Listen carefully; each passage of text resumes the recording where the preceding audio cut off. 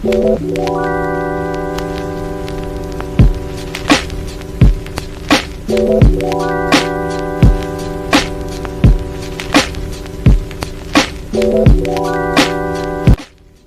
masuk ke observasi, sebaiknya kita mengetahui apa arti dari resiliensi. Nah, Goldberg 1999 berpendapat bahwa resiliensi berperan sebagai kemampuan individu untuk menilai, mengatasi, dan meningkatkan diri ataupun mengubah dirinya dari keterpurukan atau kesengsaraan dalam hidup. Karena setiap individu pasti mengalami kesulitan ataupun sebuah masalah dan tidak ada seseorang yang hidup di dunia tanpa suatu masalah ataupun kesulitan. Levick dan Shed 2002 memaparkan bahwa individu yang resiliensi memiliki 7 aspek yang membentuk kemampuan resiliensi pada individu, yaitu yang pertama, regulasi emosi, di mana keadaan untuk tetap tenang dan fokus saat di bawah kondisi menekan. Yang kedua, pengendalian impuls, yaitu kemampuan dalam mengendalikan setiap dorongan, keinginan, dan tekanan yang muncul dari dalam diri. Yang ketiga, kemampuan analisis masalah, yaitu kemampuan individu untuk mengidentifikasi secara akurat penyebab dari permasalahan yang dihadapi. Selanjutnya, aspek yang keempat adalah efikasi diri, yaitu keyakinan individu untuk mampu memecahkan masalah yang dialami dan mencapai kesuksesan. Yang kelima ada optimis, yaitu percaya dapat menangani masalahnya serta meyakini memiliki masa depan yang cemerlang. Aspek yang keenam adalah empati, yaitu kemampuan individu untuk membaca tanda-tanda kondisi emosional dan psikologis orang lain. Yang ketujuh, peningkatan aspek positif, yaitu kemampuan individu untuk memaknai permasalahan yang dihadapi sebagai kekuatan di masa depan.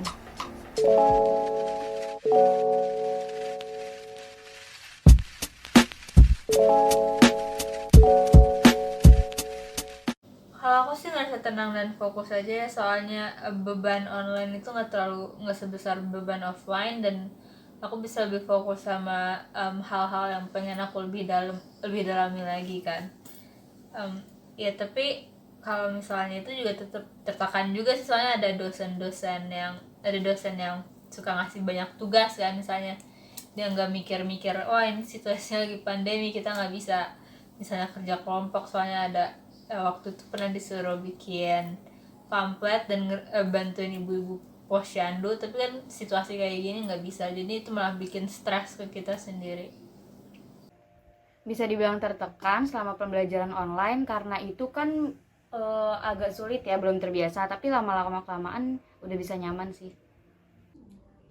Kalau merasa tertekan itu pastinya pernah ada, karena apalagi dulu waktu awal-awal offline kan, kita penyesuaian diri dari offline ke online. Kemudian juga rasa tertekan itu mungkin kadang-kadang juga dirasakan ketika kalau lagi ada tugas yang mungkin terlalu menumpuk. Aku sih biasanya curhat di sosmed, dibikin status Instagram kan, atau enggak palingan sih ngechat temen aja bilang unek-uneknya, terus abis itu udah semuanya dikeluarin langsung nonton film atau nonton YouTube atau nonton Twitch, soalnya itu aku langsung tenang. Yang saya lakukan ketika tertekan pas pembelajaran online, nangis.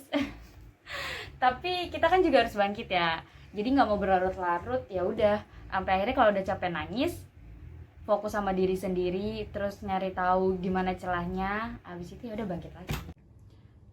Kalau saya pribadi, kalau sedang dalam kondisi yang tertekan, biasanya saya seperti melakukan kegiatan-kegiatan yang mungkin akan membangun mood saya kembali, misalnya kayak belanja atau mungkin sekedar bercengkrama dengan keluarga gitu. Kayaknya sih dari dalam diri enggak, soalnya aku orangnya santai banget, jadi itu dari luar sih, dari tekanan dari dosen, dari ekspektasi supaya nilainya bagus di keadaan kayak gini. Tekanan dalam pembelajaran online tuh bisa dari diri sendiri, bisa juga dari lingkungan sekitar. Kalau dari diri sendiri kan biasanya tekanannya tuh lebih ke males ya, karena kan sendiri tuh, nggak kayak ada euforia di kelas tuh, itu juga dari diri sendiri. Nah terus kayak dari lingkungan luar itu ya kayak cara pembelajarannya kurang efektif. Kalau di sekolah maaf, di kampus aku itu cara pembelajaran itu bukan kayak kampus-kampus lain yang ada Gmeet, ada Zoom kayak gitu. Jadi kita cuman ngerjain e-learning, suruh baca modul sendiri, abis itu ngerjain sendiri. Nah itu kan jadi tekanan kan buat kita yang nggak biasa buat belajar sendiri tapi harus biasa disuapin gitu, harus dijelasin. Itu bener-bener tekanan sih kalau buat aku. Kalau menurut saya bisa untuk mengetahui apa penyebab dari tekanan yang saya alami. Kadang itu memang berasal dari diri saya sendiri, kadang juga itu berasal dari lingkungan sekitar saya. Taktik yang tadi aku pakai sih selama ini berhasil, soalnya nilai aku juga nggak anjlok, malah aku bilang itu nilainya bagus, A, B, dan A. Percaya sih, soalnya saya punya cara sendiri gimana saya bisa sukses walaupun pembelajarannya daring. Bisa dilihat dari IPK saya yang dari semester 1 ke semester 3 itu selalu naik. Tentunya saya merasa yakin dengan kemampuan saya untuk memecahkan masalah-masalah yang saya hadapi selama pembelajaran online. Karena ini juga sudah berlangsung hampir 2 tahun sejak dari tahun 2020 online ini. Jadi tentunya saya merasa kemampuan saya dalam memecahkan masalah sudah semakin baik. Aku kan anaknya jurusan seni rupa sama film kan. Jadi aku tuh kalau tugas tuh harus benar-benar dari hati dan harus benar-benar kayak nuangin semua perasaan aku ke tugas itu kan. Nah, masalahnya adalah kita dikasih deadline dan deadline-nya itu biasanya dikasih waktu lumayan lama. Tapi dengan waktu lama itu malah kalau kata aku nggak efektif, soalnya aku tuh selalu nunggu supaya datang inspirasi, datang apa, tapi itu nggak pernah datang. Jadi solusi yang aku pakai itu biasanya aku nunggu sampai hari ke-1, satu hari lagi sebelum deadline atau berapa jam sebelum deadline baru ngerjain tugas. Soalnya dengan kayak gitu otak aku tuh dipaksa buat mikir dan buat kerja. Saya percaya sih dengan cara saya sendiri. Cara saya itu biar bisa hasilnya tetap memuaskan tuh dengan cara memfokuskan ke mata kuliah yang saya sukai. Dengan begitu bisa membantu mata kuliah yang saya kurang suka dan saya kurang bisa. Caranya seperti itu.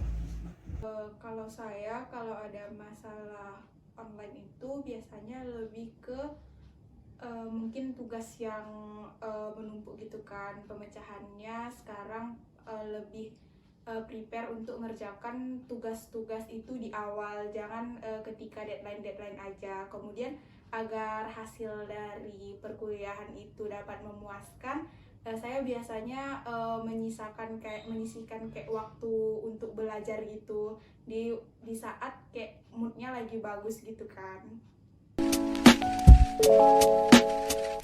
Kalau hubungan sama dosen sih bagus ya, kita saling satu membantu. Kalau aku kesusahan dia ngejelasin, kalau misalnya dia butuh bantuan buat nyampein banyak hal ke anak-anak, aku juga bantuin.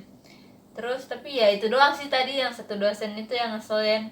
Kalau misalnya teman, aku ada temen tapi nggak deket-deket juga, soalnya kita cuman kayak simbiosis mutualisme, jadi yang nggak dekat. Hubungan saya dengan teman atau dosen, kalau sama teman mungkin belum terlalu akrab karena dari awal kan online ya, jadi belum ketemu atau belum bisa komunikasi dengan baik banget sih. Kalau di dosen nggak ada masalah karena tugas juga lancar dikerjain, UTS dan segala nilai juga alhamdulillah baik-baik aja. Tentunya hubungan saya dengan teman-teman saya masih terjalin dengan sangat baik. Kami juga masih sering berhubungan melalui media sosial, misalnya seperti dari WhatsApp. Kemudian juga dari dosen-dosen, sejak awal online sampai sekarang terasa sekali kayak perkembangan dari metode belajarnya sekarang sudah jauh lebih seru, dan menurut saya online ini sudah banyak orang yang merasa mampu untuk mengatasinya. Karena tadi sih karena nggak deket itu juga, jadi kita cuma ngomongin tentang tugas. Palingan masalahnya yang kita sering ngomongin itu ya tentang tugas, kita jarang-jarang curhat misalnya tentang pacar atau tentang apa. Jadi palingan tentang tugas, terus kita ya bantu satu sama lain. Terus kalau enggak kita gosipin dosen. Palingan itu doang. Kalau saya tahu dan ternyata saya bisa ngebantu ya pasti saya akan bantu. Tapi kalau ternyata saya nggak bisa bantu, apalagi kita sama-sama nggak bisa, ya kita cari bantuan orang lain. Jujur saya punya teman dekat yang sering kayak sharing-sharing dengan saya. Kami sering kayak curhat juga tentang apa aja kendala yang kami alami selama online ini. Jadi kami bisa saling bertukar pikiran dan saling mengasih solusi ketika salah satu dari kami ini sedang mengalami masalah. Kalau yang tentang dosen tadi sih kayaknya nggak ada yang bisa diambil ya. Tapi kalau misalnya dari pembelajaran online, aku ngerasa dengan pembelajaran kayak gini tuh ngasih aku kesempatan buat nge-explore minat-minat aku dan bikin karya semau-mau aku tanpa ada tekanan dari luar harus kayak gini kayak tugas gitu kan. Jadi ini bisa benar-benar dari aku buat aku. Ya, jadi tuh kayak self medication. Makna yang bisa dapet kayak nanti kedepannya kalau udah ada masalah yang sejenis kayak gini bisa ditanganin dengan lebih mudah. Kayak contohnya bisa kalau daring kan belajar sendiri nih, ya kedepannya kalau ternyata kita harus belajar sendiri ya kita udah bisa karena pernah dan karena sempat terbiasa juga. Makna yang dapat saya raih dari semua permasalahan yang saya hadapi selama online ini tentunya akan menjadikan saya pribadi yang jauh lebih baik ke depannya. Kemudian saya juga pastinya akan lebih dewasa dalam mengambil solusi dari setiap permasalahan yang akan saya hadapi untuk ke depannya. Hasil untuk subjek yang pertama adalah bahwa subjek memiliki resiliensi yang cukup baik, di mana selama pembelajaran online ia tetap dapat tenang dan fokus. Meskipun terkadang ia merasa tertekan dengan tugas yang diberikan, subjek dapat mengatasinya, yaitu dengan curhat dan menonton film agar perasaannya menjadi jauh lebih baik. Subjek memiliki rasa optimis dan yakin dengan caranya sendiri untuk menyelesaikan masalahnya dan berhasil mendapatkan nilai yang memuaskan. Hubungan dan empati dengan teman serta dosen cukup baik, di mana mereka saling membantu jika mengalami kesulitan perihal tugas. Subjek merasa pembelajaran online berdampak positif baginya karena ia menjadi memiliki banyak waktu luang untuk mengeksplor kemampuannya dan menganggap permasalahan yang dialaminya sebagai angin lalu. Berdasarkan wawancara subjek kedua, didapatkan hasil resiliensi yang cukup baik pada diri subjek tersebut, di mana walaupun ia merasa tertekan dengan pembelajaran online dan terkadang menangis jika sedang merasa tertekan, ia dapat beradaptasi seiring berjalannya waktu dengan cara tetap fokus ke diri sendiri dan fokus ke mata kuliah yang ia sukai, agar membantu nilai jika ada beberapa mata kuliah yang ia tidak paham. Kemudian, ia percaya dengan optimis cara yang dipakainya bisa membuat sukses dengan nilai IPK yang terus menaik. Di samping itu, hubungan dan rasa empati ia dengan lingkungan sekitar pun cukup baik, sehingga sedikit mendorong meningkatnya resiliensi, dan ia percaya jika ada keadaan seperti ini lagi, ia dapat menanganinya karena sudah pernah mengalami dan terbiasa. Hasil dari resiliensi subjek ketiga bisa dikatakan baik karena dilihat dari jawaban dari subjek, terkadang ia merasa tertekan, tetapi subjek mengatasi rasa tertekannya dengan melakukan kegiatan yang membuat moodnya menjadi lebih baik, seperti belanja. Nah, subjek juga dapat mengetahui dan yakin bisa mengatasi berbagai permasalahan yang dihadapinya selama pembelajaran online. Hubungan subjek dengan teman dan dosen juga terjalin baik. Jika teman dekatnya memiliki masalah, subjek siap membantu dengan memberikan solusi yang bisa membuat permasalahannya dapat diatasi. Dengan pembelajaran online ini, subjek yakin akan menjadi pribadi yang lebih baik untuk kedepannya, dan ia lebih dewasa dalam mengambil solusi dari setiap permasalahan yang akan dihadapinya.